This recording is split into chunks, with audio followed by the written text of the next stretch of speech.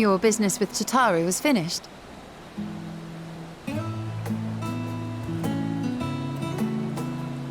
My, what a thoughtful surprise. Whatever would we do without her? Indeed. And she's right, you know. It hasn't been all doom and gloom. Feels like a lifetime ago that Master Louis Soir gathered us together to form the Circle of Knowing. Since then, we have experienced much. But rather than feeling wiser, the more I learn, the more I find my knowledge lacking. Forsooth. As a student, vainly did I believe that I held the secrets of creation in my grasp. Yet that which I had seized was but an insignificant sliver of what awaited in the wider world. Every encounter, every experience hath served to open mine eyes, enlightening and humbling me in equal measure. Even from those whom I called enemies have I learned many a valuable lesson.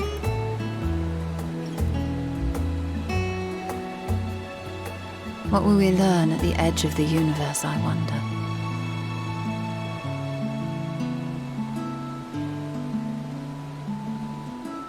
Ultima Thule, where the bringer of the end makes her nest. I, for one, can't possibly imagine.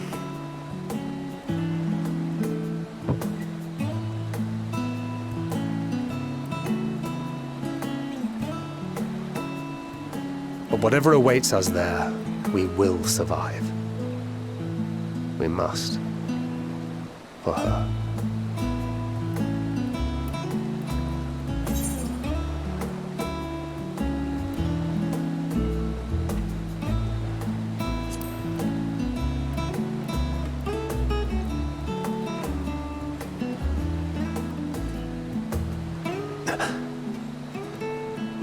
Is aught the matter?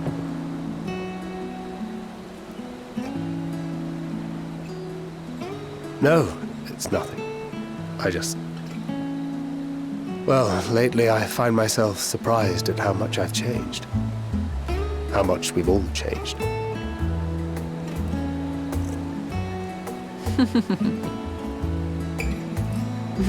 We've come far together, and if we have aught to say about it, we'll go further still. Aye, we will avert this calamity and return home. In preparation for which, we must give thought to what we hope to achieve after the proverbial dust has settled. What with the primals and Ascians all but dealt with, I suppose we'll need to look for new hobbies. In all seriousness, though.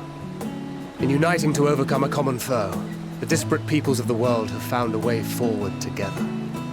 It's a truly gratifying sight to see. Indeed. Though it was many years in the making, we have successfully set in motion the gears of fundamental change. With this, we have fulfilled our humble role as a symbol of hope. And I dare say it is time to bow out. After all, there is no shortage of hands to bear the torch in our stead.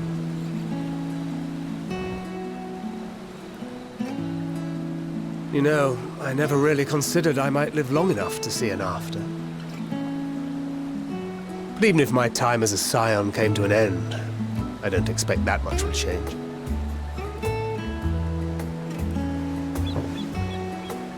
Traveling the world, going wherever the wind blows, lending a hand to those in need. A journey for journey's sake. It doth suit thee well. I must confess, I too have yearned to see more of the world. If thou art amenable to the suggestion, I would accompany thee.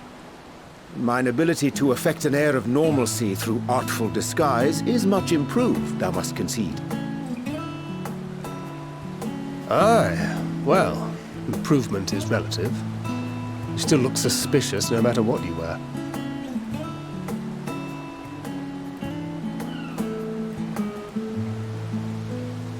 What of you, Ishtola?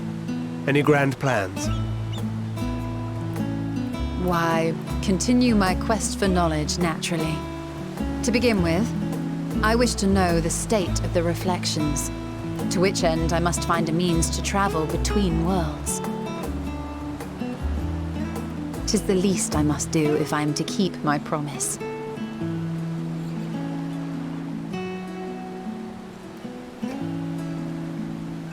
Should my pursuits prove unduly arduous, I won't hesitate to call on you. And in return, I will take you to see Reen one day. I'm sure you cannot wait to see the fine young woman she has become. Spare me.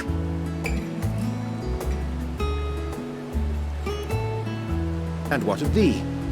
What wouldst thou pursue at duty's end?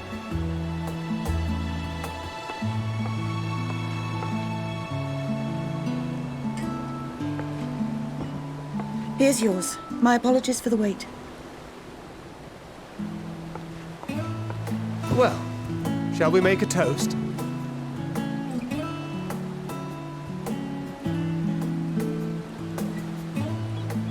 To victory. To our comrades. To the future of the star.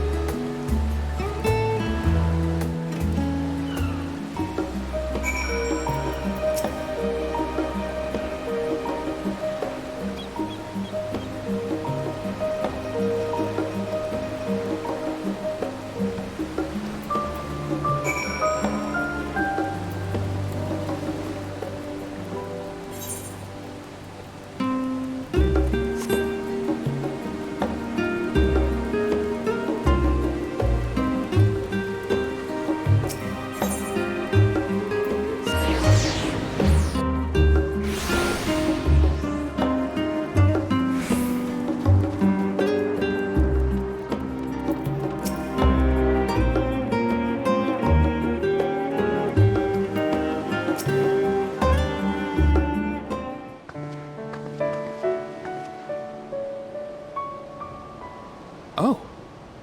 What brings you here?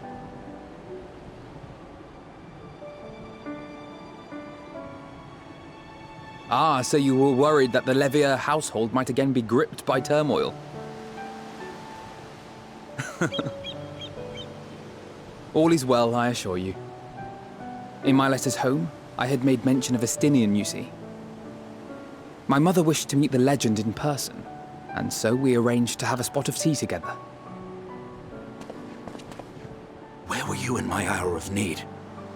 Fell beasts I can face, but I'm not made for idle chit-chat with lords and ladies. Well, I for one thought you held your own. Mother was the picture of delight.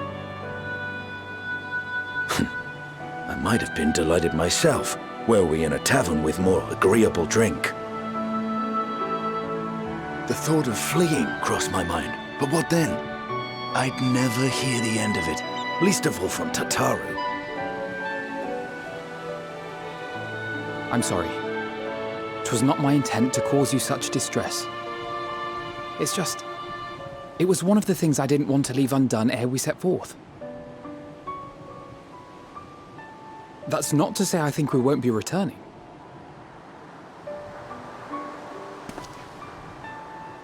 Yet, given what lies ahead, I did not wish to leave for later that which I could do today. After all, tomorrow is never promised. It's fine.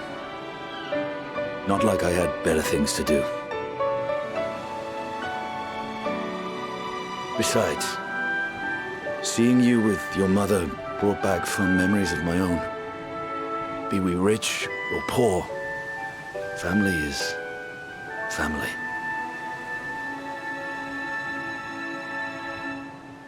Well, it's past time we were on our way.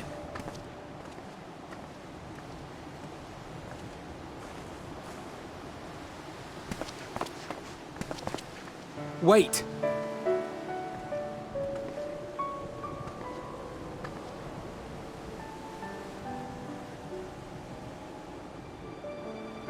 Since I left home, I've made a great many mistakes.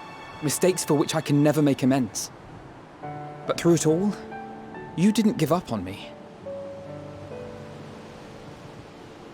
To have returned here with you at my side, it means more to me than you know.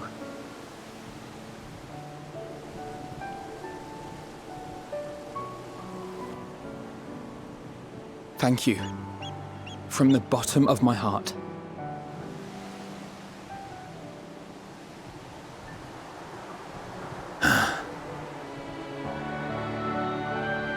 Forgive me, but it needed to be said. I'm the one who owes you thanks.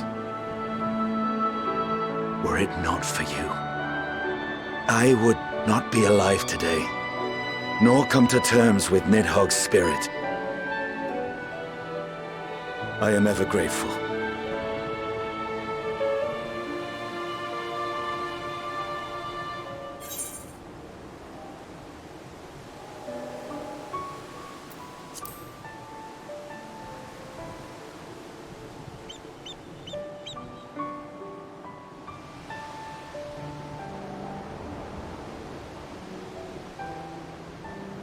Well, we needn't make it a competition.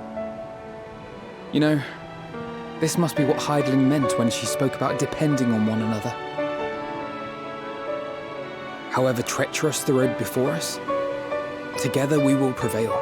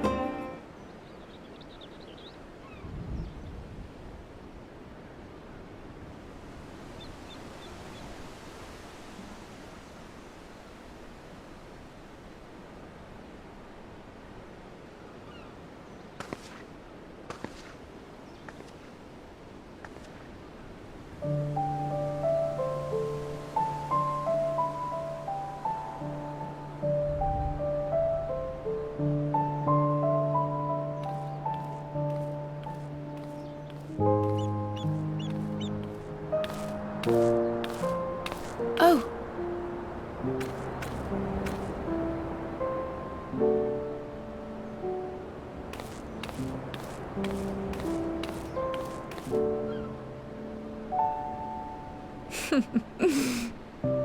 Knowing them, they're probably dreaming about the celestial adventures to come. Just as well. They've been running themselves ragged of late.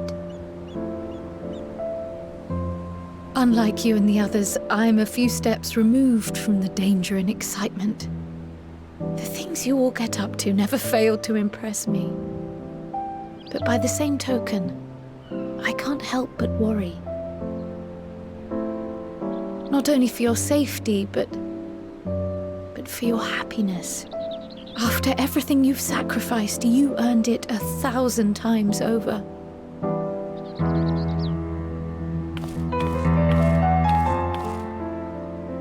From the simple pleasures of tucking into a hearty meal or collapsing into a comfortable bed, to the grand triumphs of visiting legendary lands or finding true love. You deserve all the joy in the world.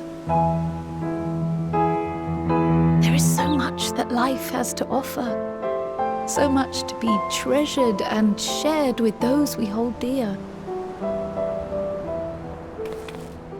So promise me this. Come what may, you won't give up on your own happiness. When you're out there fighting tooth and nail, it's all too easy to forget. But in the end, your passions will be your greatest strength of all. Remember that.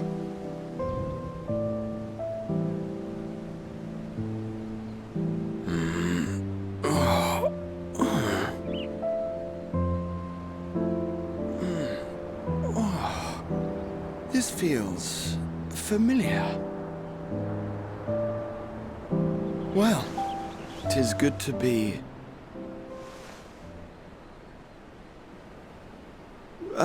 wait! What am I... Gods, don't tell me I fell asleep. Not that there's any shame in it, but you were sleeping like babies. Oh, how embarrassing.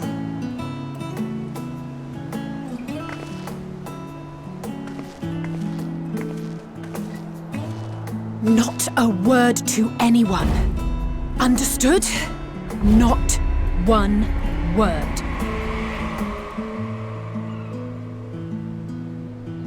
I'm told that sleeping in proper beds of your own choosing is a much more effective way to prepare for battle.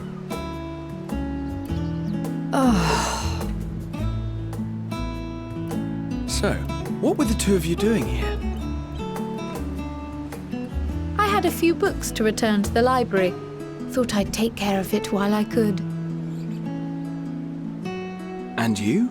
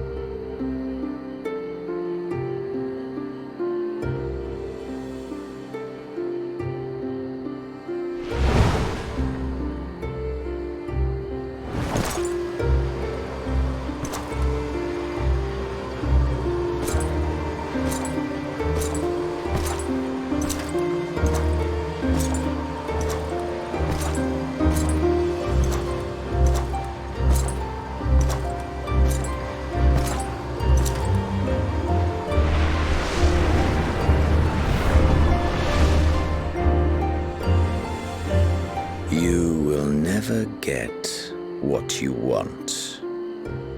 Not even the battle you pine for so dearly.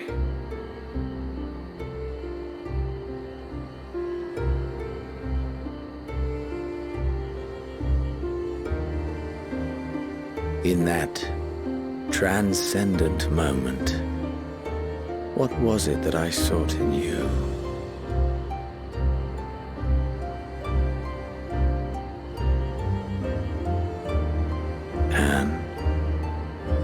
What was it that you sought in me?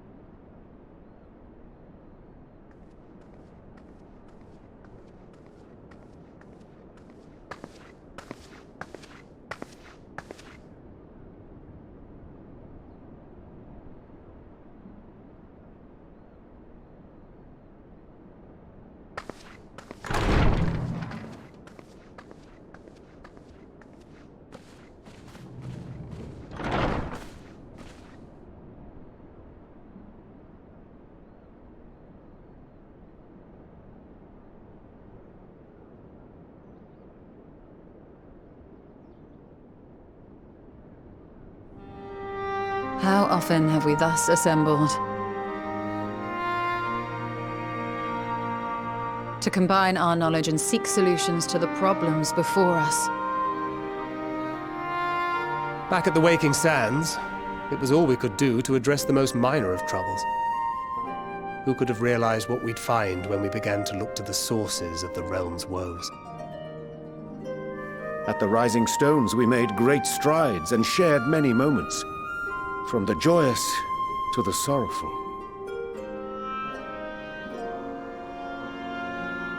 We've had occasion to call other places home too. Be it Ishgard or Kugane, we were fortunate to find sanctuary wherein we might take stock and continue our fight.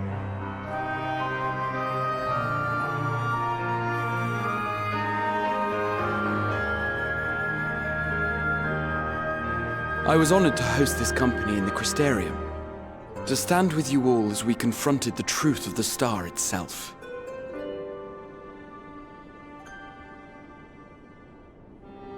And now from this place, we go to fight the most important battle of all.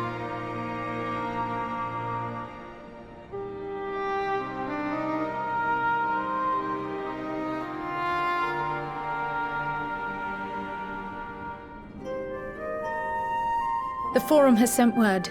The Ark is ready. The Loporrits naturally will be commanding the vessel.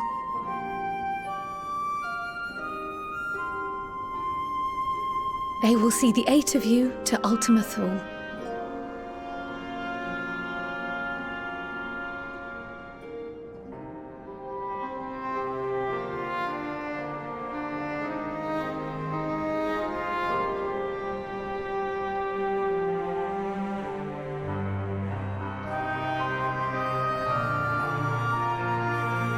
Upon arriving, your objective is to find and vanquish Meteon.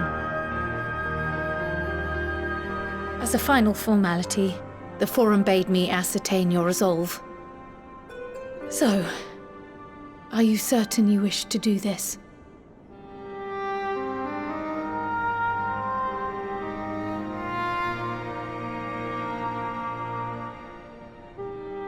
We are.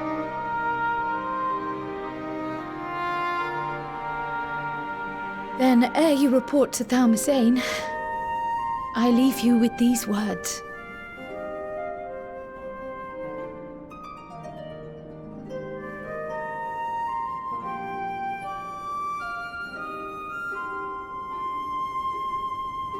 You must triumph. What that means will differ for each of you. To make it back home, or to simply avert doom, or perhaps something else altogether. Yet whatever it is that drives you, I have faith in its power to see you through. So please, triumph.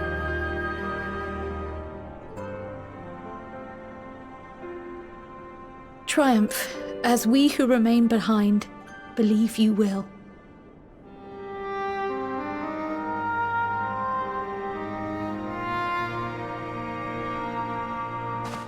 Let us be off then.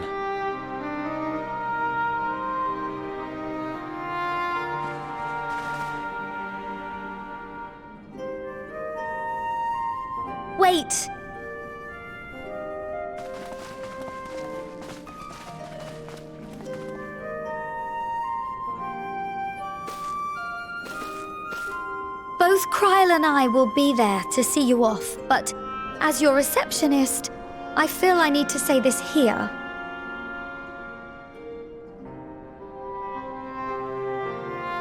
Safe journey, all of you, and be safe.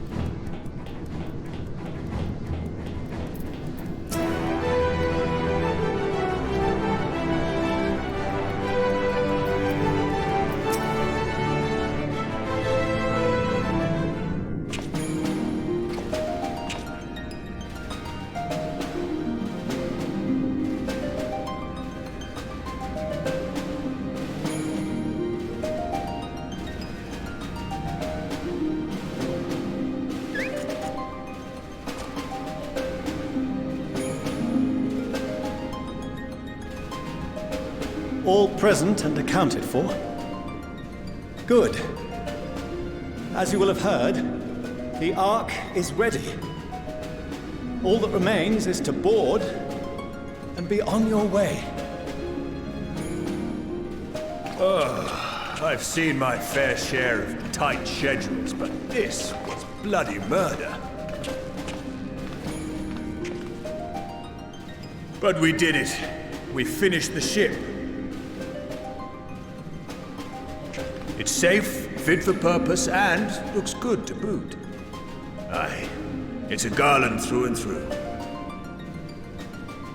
I really don't know what we'd do without you. Thank you for everything. Don't mention it. Ever since that episode with Omega, I've been toying with the idea of star-faring vessels. And as they say, necessity is the mother of invention. We've learned a lot, let me tell you. In case you're wondering about payment, the ongoing existence of the world ought to do. But feel free to throw in a colorful recounting of your journey on your return.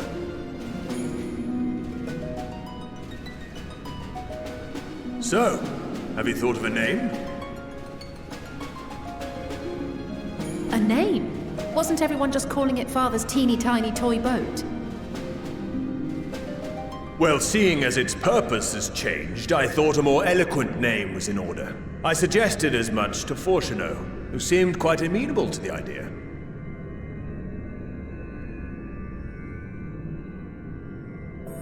As you know, this vessel is the culmination of heretofore unprecedented collaboration. And though said collaboration is owed to the Scions, there is another whose noble deeds made our work possible.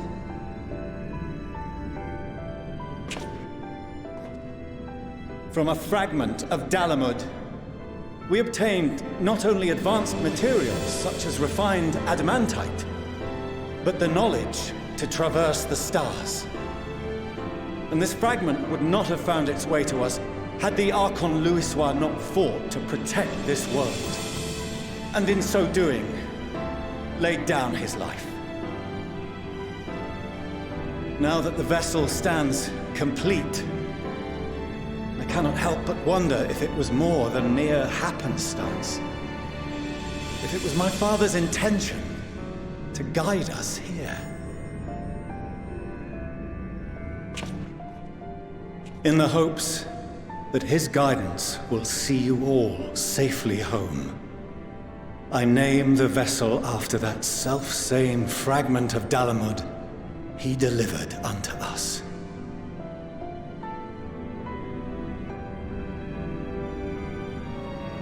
The starship Ragnarok.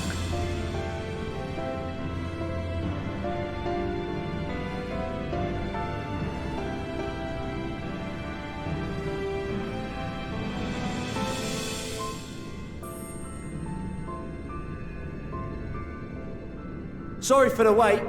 I got everyone you asked for, and not a one less.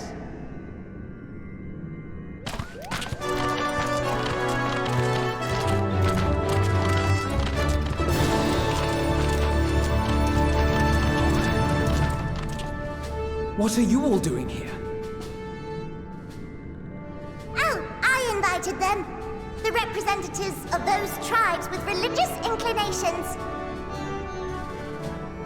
You've done a fine job of readying the Ragnarok, but for it to take flight, we'll of course need the power of the Mother Crystal. Given its immense size, however, transporting it would be an absolute logistical nightmare, not to mention we'd need to shatter it into tiny shards for feeding to the engines. But a brilliant idea came to me. We convert the crystal's energy into forms that can transport themselves!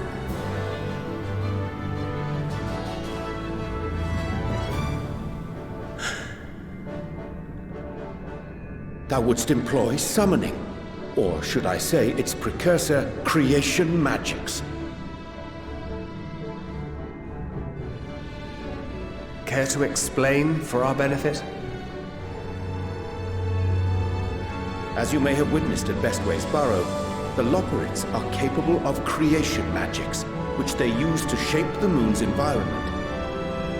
Yet simple though they make it seem, 'tis a highly advanced and exacting art. To perform it correctly requireth that the wielder holdeth the object in his mind's eye in clearest detail. Hence the ancients' meticulous management of concepts.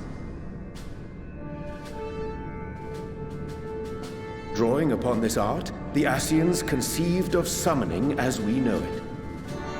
A derivative that replaceth the complexity of concepts with the simplicity of zealotry to make manifest a creation.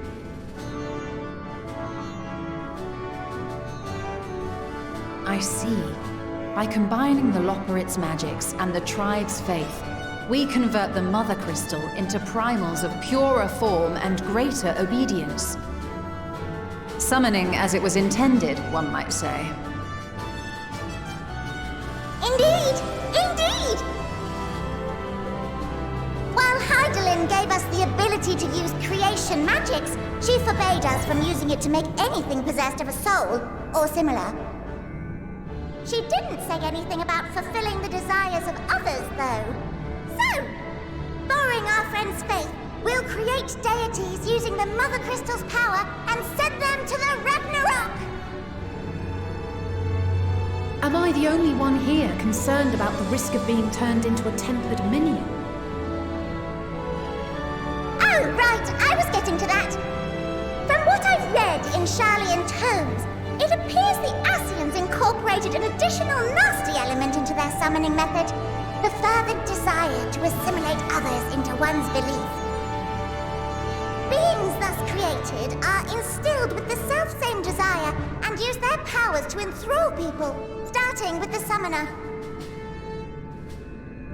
In contrast, our creation magics, The original and the best, except no substitutes. Don't incorporate any of that rubbish, so there's no risk of tempering. I mean, if the being was on the scale of Zodiac, you might feel a little tug, but I think we'll be safe enough.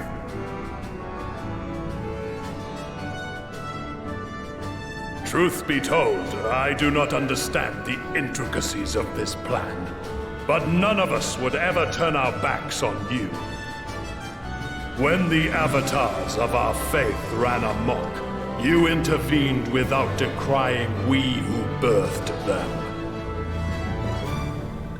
Where others vilified and suppressed us, you offered understanding and friendship.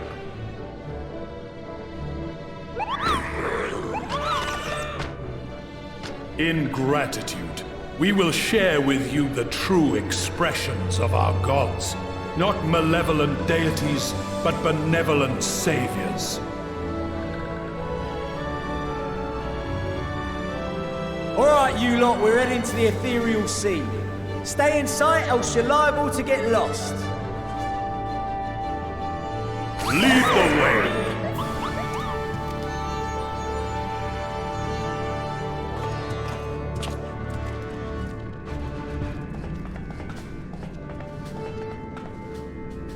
May we have a moment?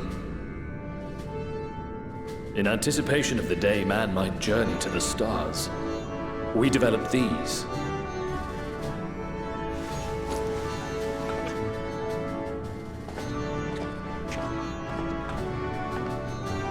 Portable teleportation devices. One for each of you, designed to work in tandem. Press the button on one, and in a matter of moments, all 8 will activate and send their owners back to the Ragnarok. There is no telling what hazards you may encounter. If you find yourself separated or lost, please do not hesitate to use them. Be safe, all of you, and come back.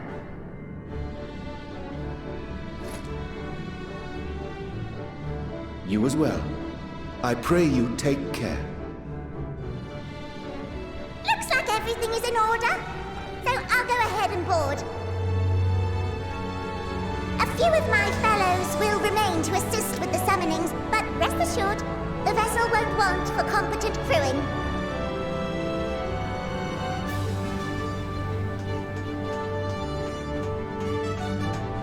If you are ready, then you should board as well. Go, and Godspeed.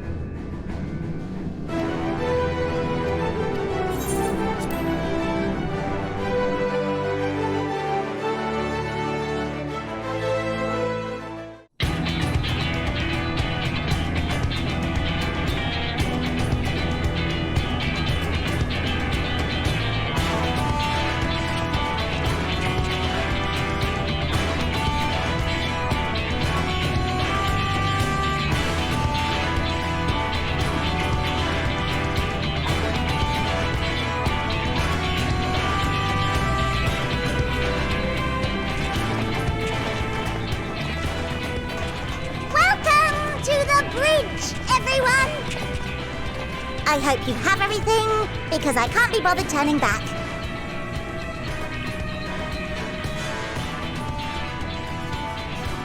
Right then, make yourselves comfortable. We're setting off in just a moment.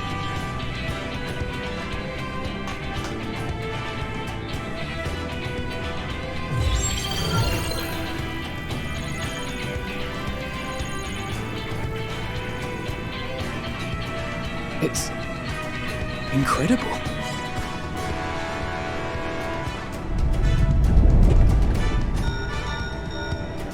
This is Fortuno. Can you hear me? The preparations for the summonings are complete. In accordance with the 14th phase of the plan, we have moved the Ragnarok to the launch site. The gates are open. You may depart when ready. So, are we ready? As ready as we'll ever be. Let's get going. Oh, come on. The burnt-out star's got more fire in its belly. Try it again, with feeling.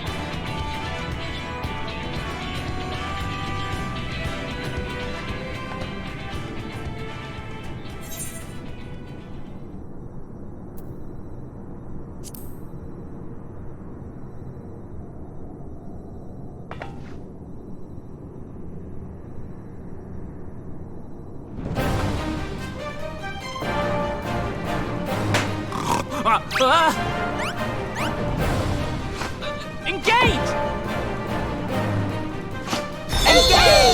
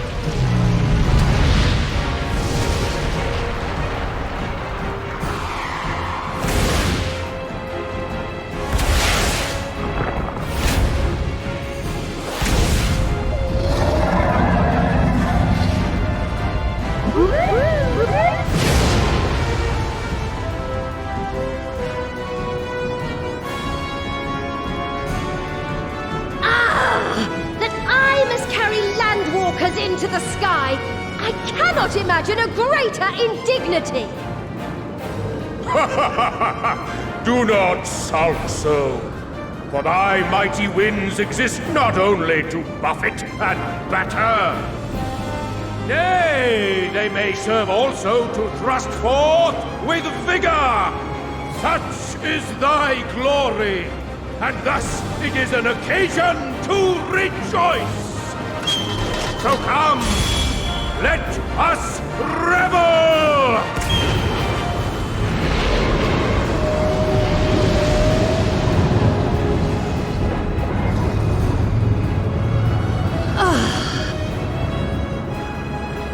So long as the wind blows freely, I suppose all is as it should be in creation.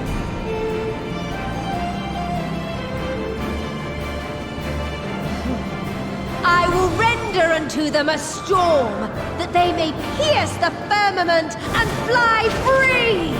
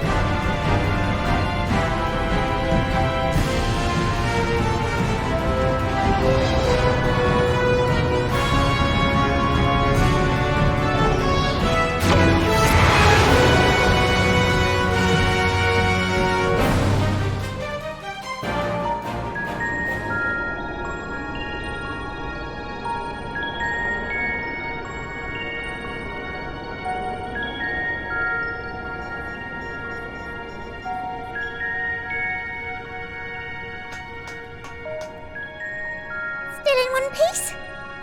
Good. Sleeping Way? Report? All's well. Fantastic, even. Thanks to the power of those primals, the engines are roaring and we're ripping along. All values are also within projected ranges. Time to destination is 8 carats. Perhaps 7 at a pinch.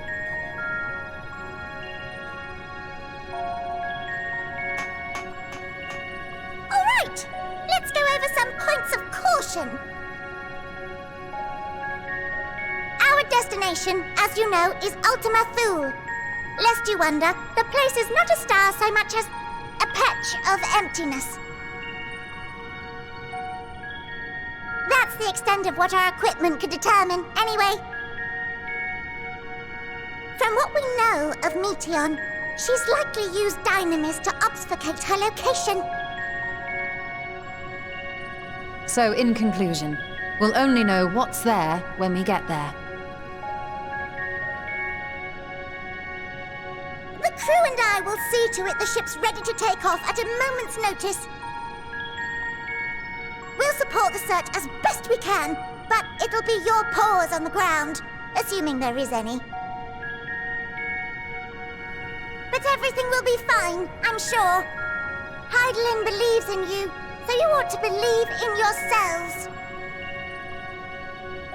Just don't do anything I wouldn't, like waiting too long to use those portable teleporters of yours. Personally, at the slightest sign of trouble, I'd mash the button to bits, and you should as well. Understood.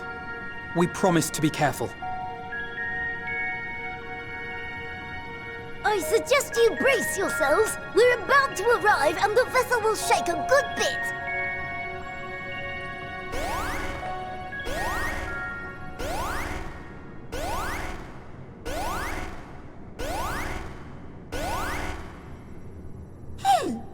What is this? Something is... interfering with the equipment.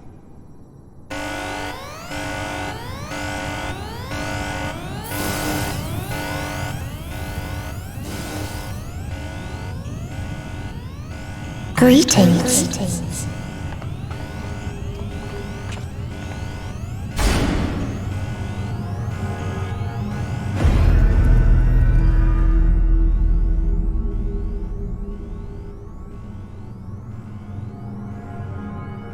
Greetings.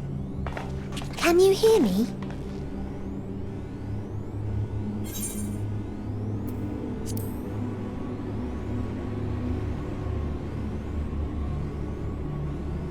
So this is Meteon. Oh. Have you met one of my sisters? I don't remember meeting you myself. But I do know that you're from Atheris. Why have you come? All you had to do was wait. I would have delivered to you your ends.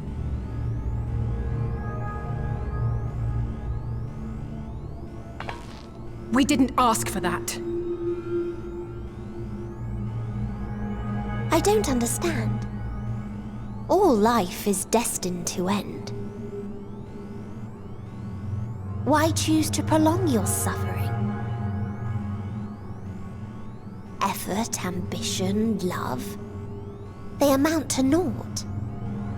Happiness, should you find it, is inevitably lost, stolen away by events beyond your control. There is no logic nor meaning in it. You think there is. Convince yourselves. But it's all a cruel accident.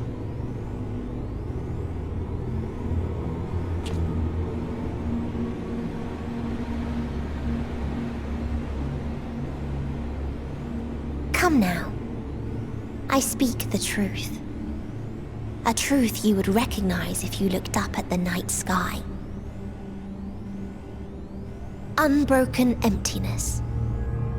Cold, dark, and silent. Your world, like every other, is but a blemish upon its perfect fabric. Life is an anomaly. It is unnatural and cannot continue. The sooner you accept this, the easier it will be. Just to be clear, we're not here to argue with you. We know that life is fleeting, and that in the short time we have it, we're not assured happiness.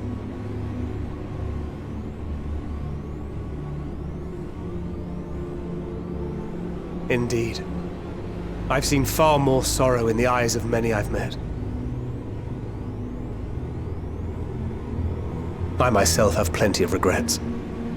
And one day they'll die with me. Gone to dust with my good deeds and unfulfilled dreams. But we accept this. That our existence may seem pointless. That sorrow, rage, and despair will always dog our heels. And we press on regardless. That is why Hydaelyn guided us here. In her boundless love for mankind, she has prepared us for this trial, and in her name, we have come for you.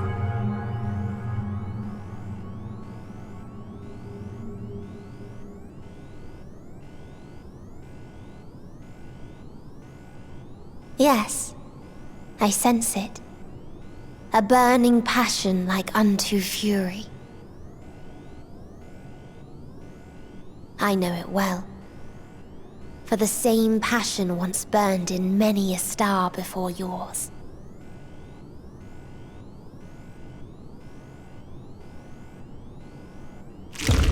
Suffocated and extinguished now.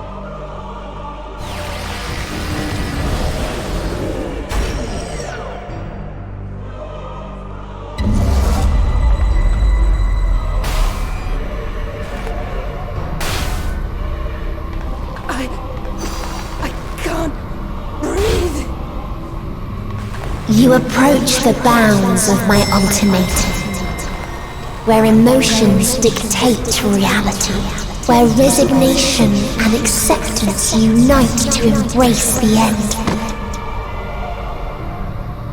where those who yet valiantly cling to life can thrive.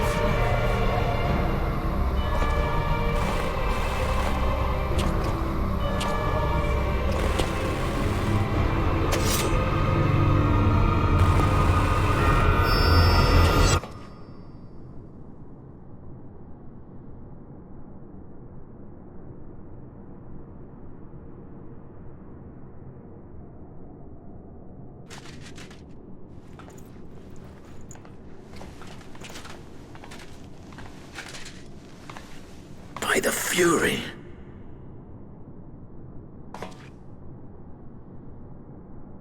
Thancred?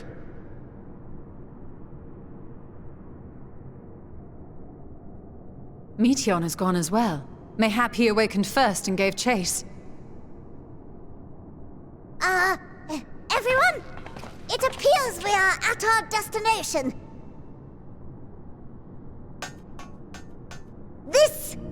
This is Ultima Thule. Not that we knew what to expect, but I wasn't expecting this. From atmospheric composition to ambient temperatures, all reading to within permissible range. This place is capable of supporting life.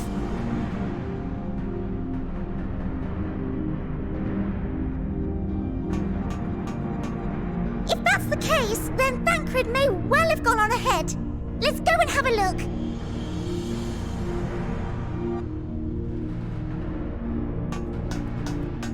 Meanwhile, I want the rest of you to perform a full inspection of the ship, as well as a biological scan.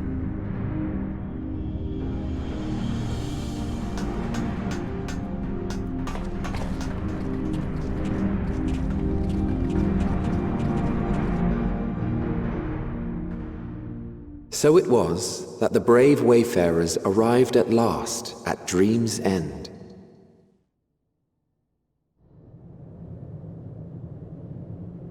In following their path walked and history written, I am made keenly aware of one truth. Though the curtains may fall again and again, so long as others take the stage, ever shall there be more tales to tell. So, let them bring it to a close, I say. Let the curtains fall upon this, the final chapter in the tale of the star.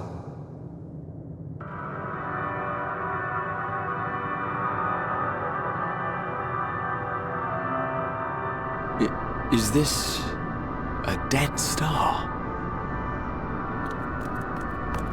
As I live and breathe, I live and breathe. Well, the environment itself shouldn't kill us. Well then, let us search for Thancred while exploring the area. The ship we leave in your care.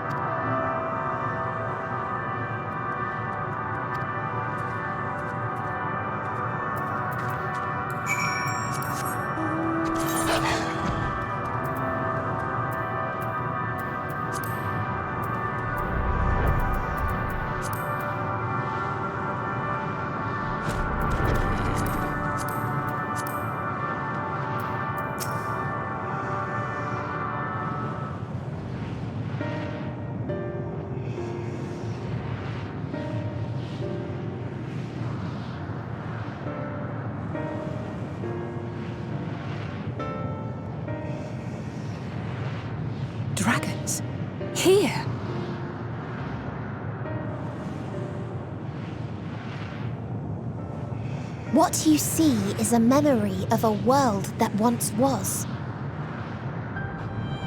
A world suffering a slow death, whose denizens cried out for the release of oblivion. What? Their world is dead? It is. Not a single life remains upon that husk floating in the vast emptiness.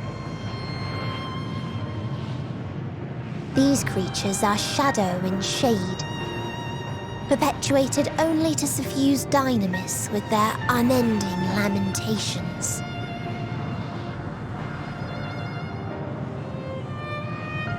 Our friend Thancred, where is he? A strange question. He is at your side, is he not? Oh yes.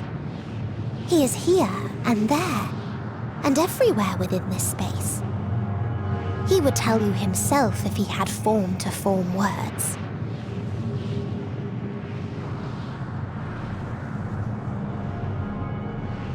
Huh. Such loathing and uncertainty. You don't know why you still exist. In like manner to the oblivion I send, I tried to drown out your ether with dynamis. Beginning with this Thancred, who came at me despite being unable to breathe. Such a simple thing, unmaking men. In the blinking of an eye, he was gone. Didn't even have the chance to be transformed. Yet somehow, he managed to leave a slither of himself behind. What you call the heart? Or perhaps the soul. In his final moment, he cried out from it. A single word. Survive. That wish proved stronger than the despair that ruled here. It overpowered it, causing this space to be remade. Into a place you can perceive, and where life can endure. That you draw breath is proof that his soul lives on. For how long, however, remains to be seen.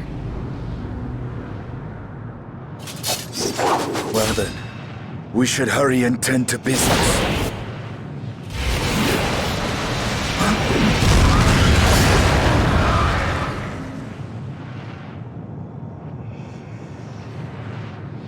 It's futile. You will never reach the true me. I told you, emotions dictate reality in this space. Such changes as you might work will not alter its nature. You may see, but you cannot touch. Walk, but not advance.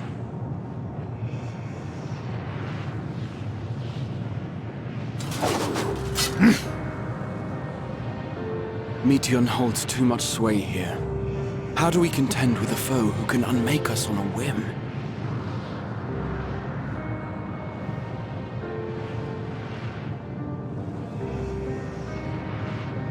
I do not know. But Thancred gave his life that we might come this far. We must press on. Agreed. We cannot turn tail here. Not without something to show for our comrade's sacrifice.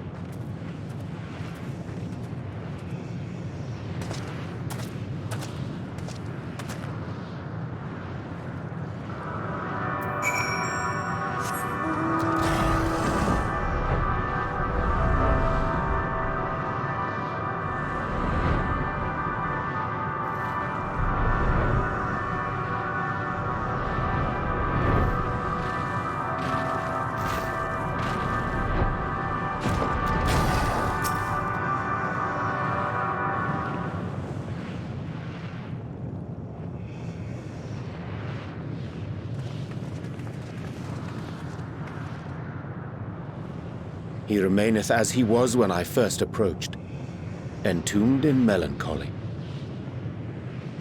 I see. Perhaps I could... I'll handle this.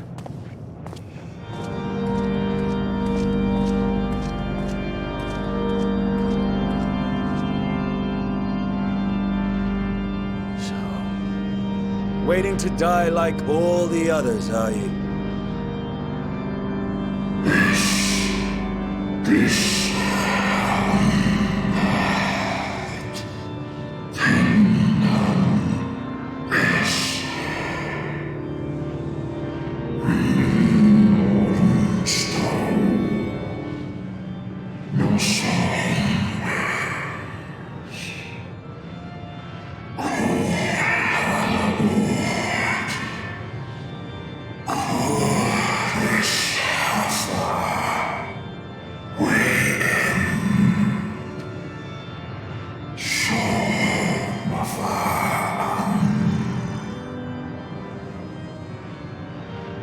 So you say.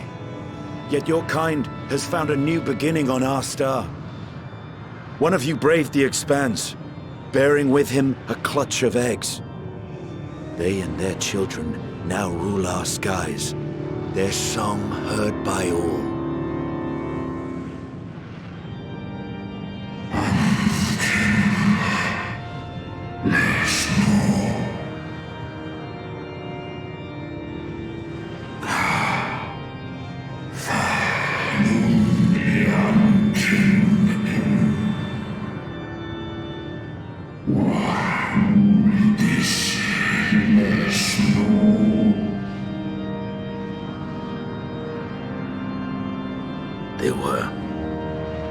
They suffered much, and repaid their suffering in kind.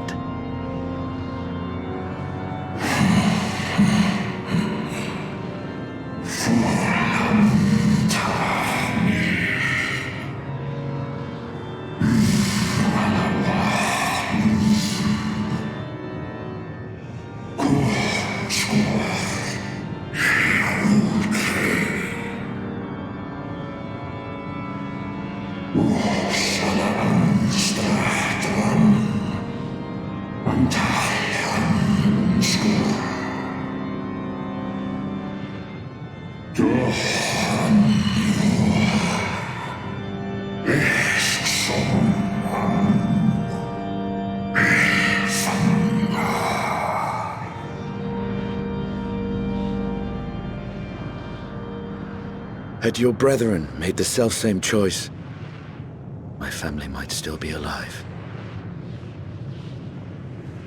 Yet lasting peace does not come to those who simply retreat from conflict. No, you must be willing to confront it, to stare into the face of your foe, and see yourself in him. Only then can you break the cycle of torment and tragedy. This lesson, a dear friend taught me at the risk of his life. There is no nobility in your penance. You wallow in self-pity. And after everything we've endured, we will not let you stop us.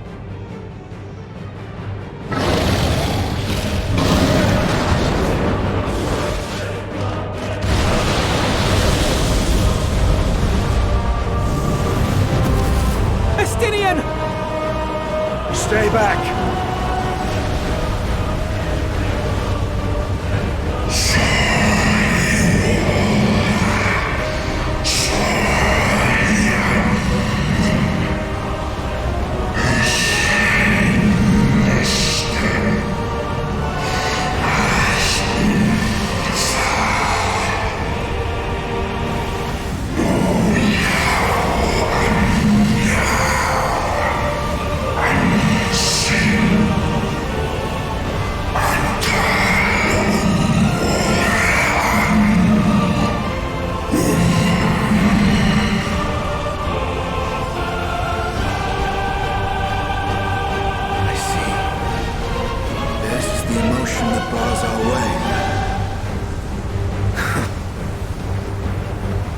rest is up to you.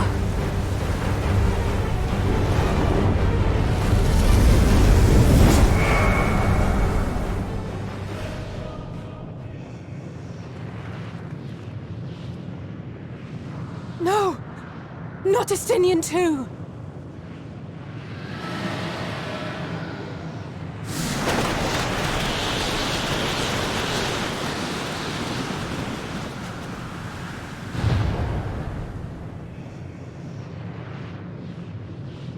There's a wind.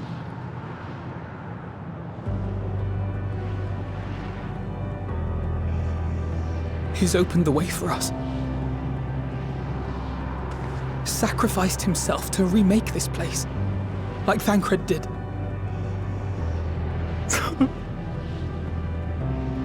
Oh, Alphino.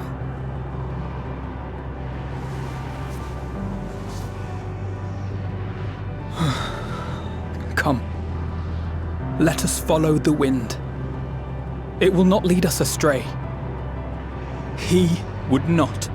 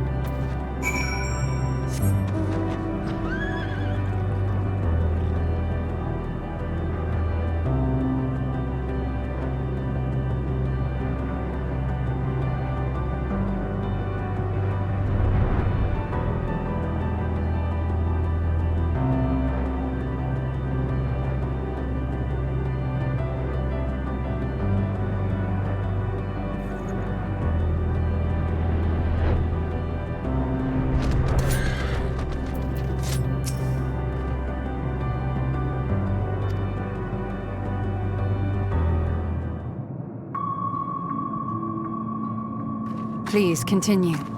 Tell us about this truth you discovered. Very well. Bear in mind, however, that the purpose of this conversation is not to impart scholarly knowledge, for such requires that you comprehend the subject matter, which you will not. We will forego the intricacies of our scientific methodology and deal only with the conclusion, the end of our society and our world. We acknowledge, with regret, that your star is in the midst of the same panic-induced cataclysm that befell Deneb 3. As such, in order to avoid causing undue distress, we will refrain from explicitly stating how much time you have remaining. You are entirely too kind. I pray you recount your tale as you see fit.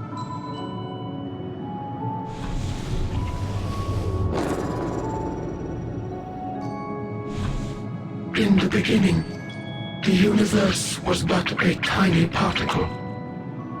Then suddenly, this particle began to expand. Having remained entirely in the bounds of your star, the phenomenon may be difficult for your kind to grasp. But this expansion has since continued unabated. Speculating that the universe could not grow indefinitely, we sought to learn what might occur, and made a worrying discovery. The stars will continue to spread apart, as will their finite thermal energies. Eventually, all heavenly bodies will grow cold and freeze. No new stars will be born, and the universe will enter onto an eternal ice age.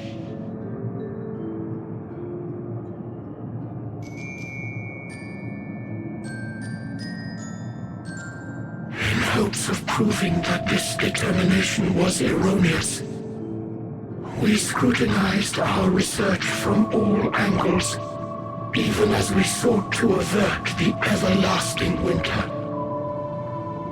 The endeavor proved fruitless. So infamously so, in fact, that it became synonymous with vain effort.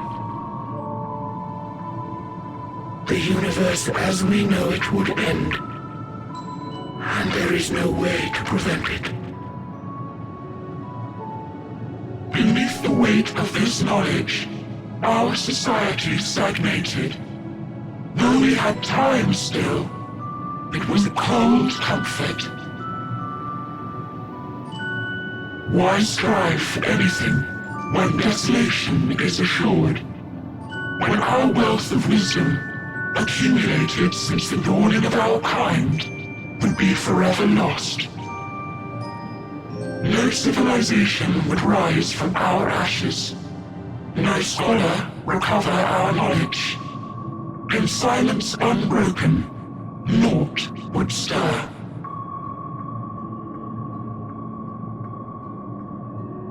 Intellect was once our pride.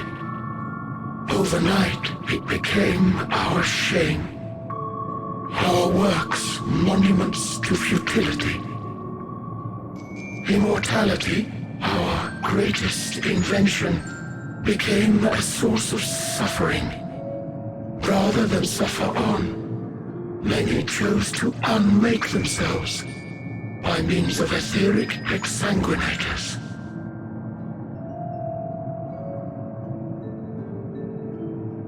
Etched upon these stones are the testaments of such souls. Though many left no words at all, thinking it a pointless gesture. Once we have obtained vessels of flesh, we likewise intend to vanish. If you understand this, understand aught of our tale, you will abandon your quest for knowledge. Ignorance truly is bliss. If you would cling to your illusory happiness, remain primitive and pure. It is the only way.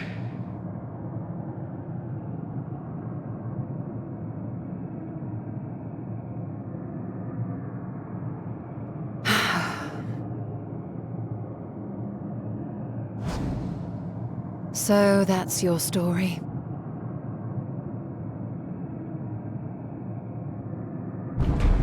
While I appreciate your advice, I will not heed it. Convinced though you may be of this truth, it is yours and not mine. Indeed, truth, I have ever believed, is in the eye of the beholder.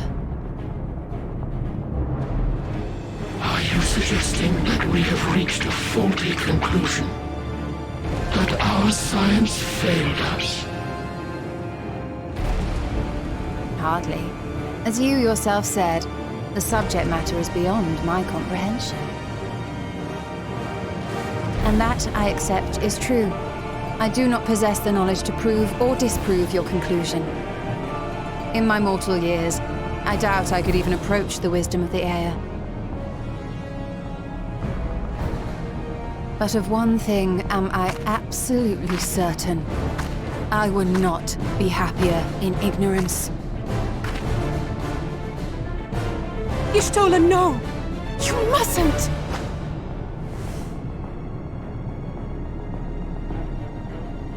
The most important lesson I've learned is that learning isn't simply passing one's eyes over words. Nay, it is when understood for oneself that knowledge attains its true value. This is what has sustained me, driven me onward in joy and wonder, in anger and sorrow.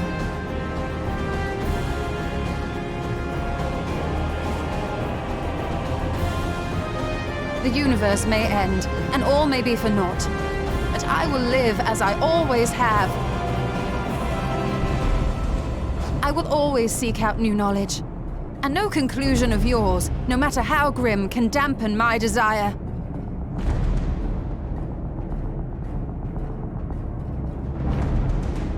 I suppose it is only to be expected.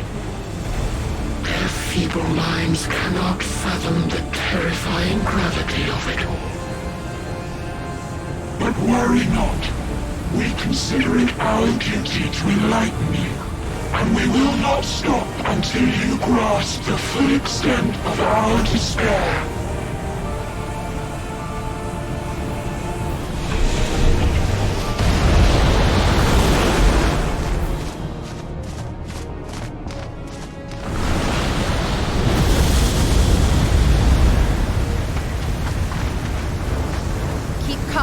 Listen well. Though my body will soon dissipate, there may be a way to restore it. Azim's magic. So long as our souls remain, you can use it to summon us back. But you mustn't, for it would mean losing our way forward. This I only reveal so that you can promise not to invoke the magic.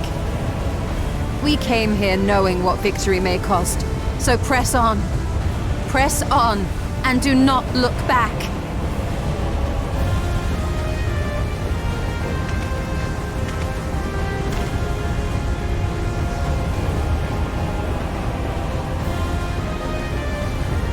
I shall join thee. As subterfuge is not required, thou shalt not suffer for mine absence. Riange.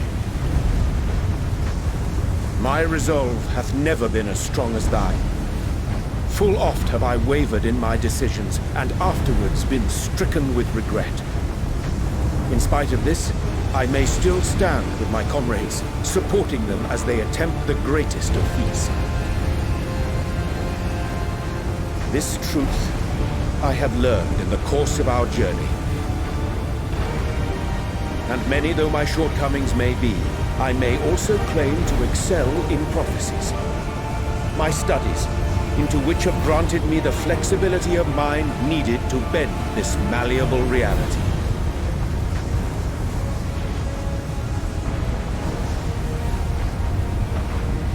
Thus shall I hope that thou mayest have the strength to resist, and our comrades the strength to continue.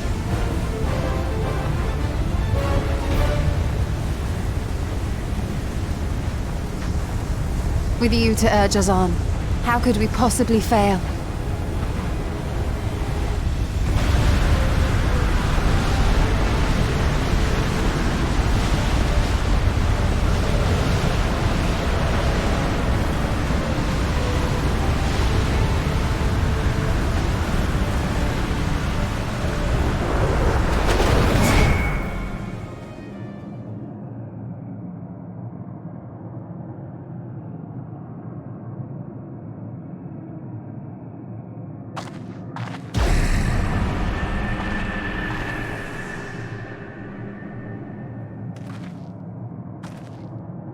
What's this?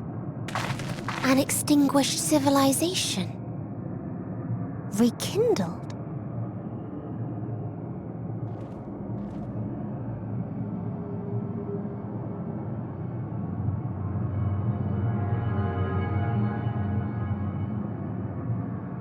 That's right. Our quest doesn't end here. We'll press on, and we will find you.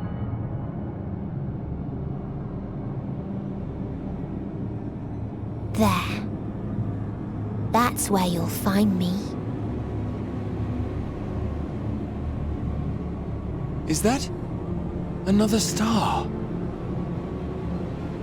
Of the stars we visited, most were already devoid of life. And where there was life still, the inhabitants wished for death. But even death, we learned, isn't truly the end.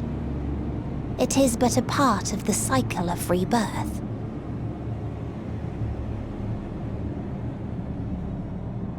Souls return to the star, or in its absence, a larger flow.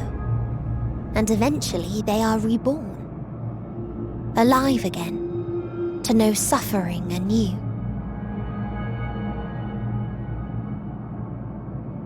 True salvation lies not in dying. It lies in not being born. This is the gift I would give to you. To all life on beautiful Aetheris. To that end, we created an egg wherein life cannot quicken. That dead sun. Attain it if you can, before your friends' emotions fade away, along with their protection.